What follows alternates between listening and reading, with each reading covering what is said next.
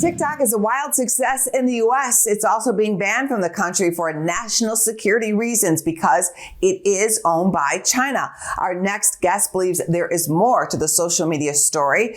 Joining us for that is Lalka, author of Venture Alchemist, How Big Tech Turned Profits into Power. Let's get your thoughts. Look, this is just, in my mind, the beginning of a much longer conversation that we should have been having for 2 decades about social media companies.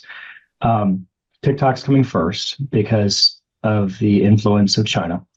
My thought on this, though, is that it's not actually about losing our privacy, which is what everyone's been talking about. It's actually about a much more nuanced conversation about what's actually happening with social media companies, about what we see and what we don't see. It started with Facebook. There were problems with Facebook from the get-go with the Winklevoss twins and Mark Zuckerberg.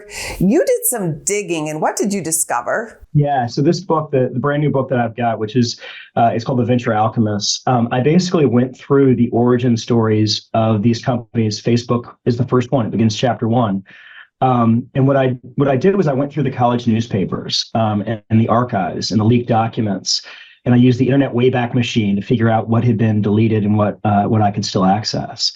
And what I found is that a lot of college students in 2004, 2005, 2006 were really worried about things like stalkerish behavior and what became surveillance capitalism and shadow banning and some of these different things that we now are dealing with the consequences. Social media took off in a big way, and you are correct. I think people were thinking in the back of their minds, who exactly is in charge here as we're giving away our information?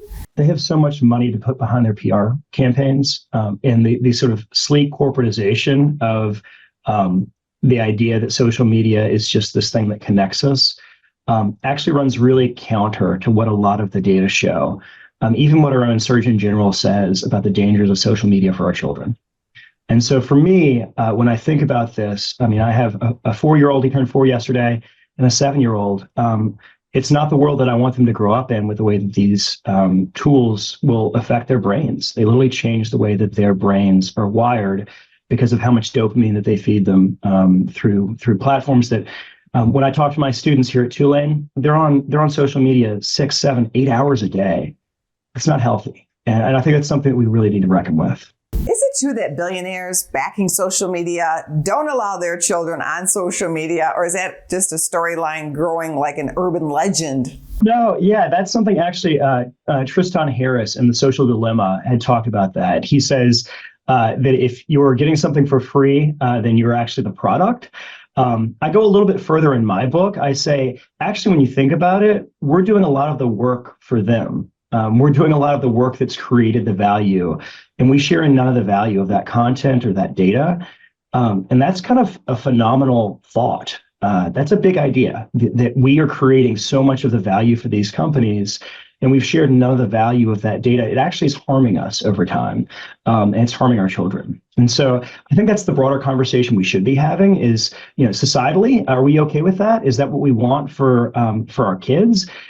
Because, business is really the most incredible. I mean, capitalism is the most incredible force for change in society. And there's been a lot of value that's been created, but that value has gone to far fewer people, mostly in Silicon Valley, than any of us. And I think it's an important conversation that needs to be had. Well, thank you for your time today. The book is Venture Alchemist. Thank you again, Rob. Thank you so much for having me. Go to businessfirstam.com for where to see our show on TV.